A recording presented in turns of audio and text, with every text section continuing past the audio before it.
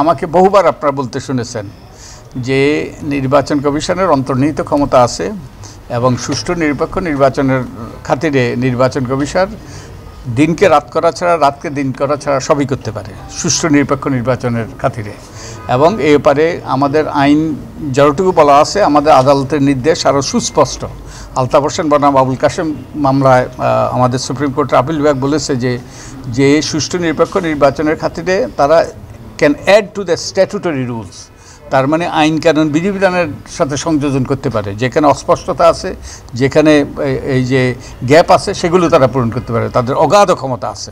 তো আমরা আমাদের মতামত, আমাদের যা আন্ডারস্ট্যান্ডিং, সেগুলো ওনাদের সাথে শেয়ার করেছি এবং ওনারাও আমার মনে হয় ওনারাও অনুধাবন করেন। তো এই আমাদের একটা সফল মত বিনিময় হয়েছে। এখনও কোনো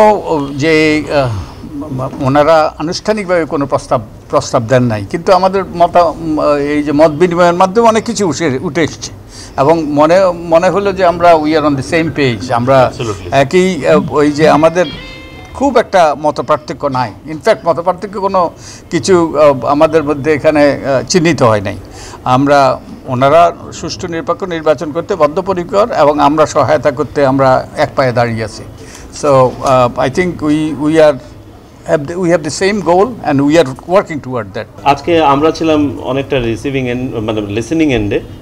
আমরা ওনারা কিভাবে ভাবছেন এটা শুনেছি, পাশাপাশি আমরা ইন্টারঅ্যাক্ট করেছি ওই সকল বিষয়ে।